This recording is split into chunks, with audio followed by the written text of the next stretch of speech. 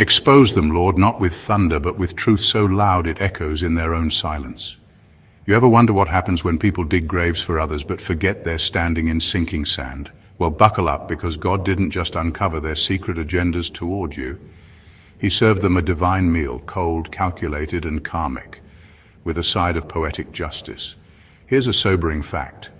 Studies in human psychology show that most betrayals aren't random, they're strategic, often plotted by those closest to us.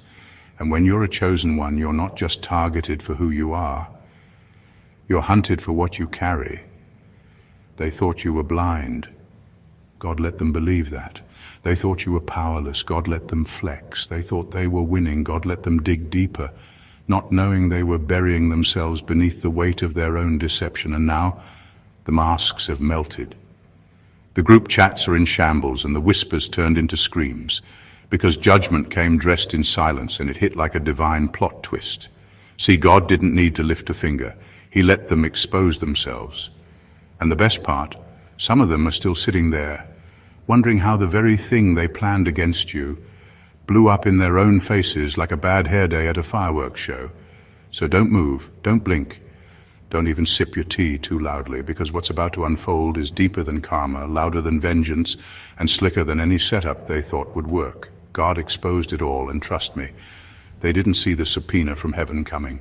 Let's dive in. Number one, God let them plot just enough to build their own trap.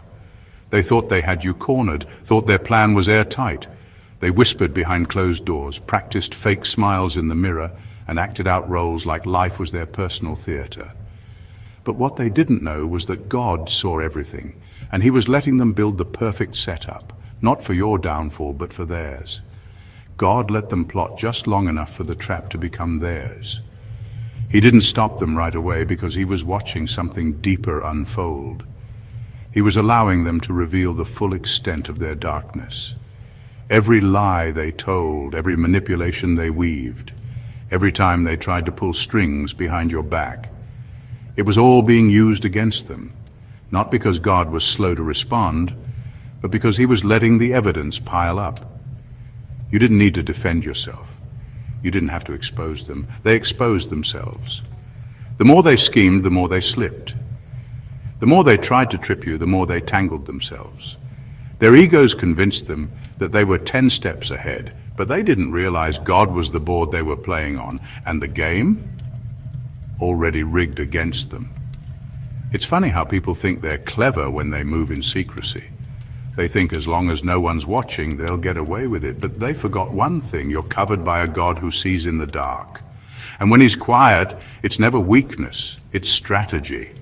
Now they're confused. Things are falling apart. They can't explain why everything's backfiring, but deep down they feel it. That sting of exposure, that divine justice unfolding slowly like a slow-motion replay of every move they made. And you didn't have to lift a finger. You were protected in silence while their own hands wrote their destruction.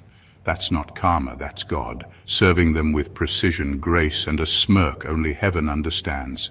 Number two, their access wasn't a blessing, it was surveillance. They thought being close to you was a privilege, but in reality,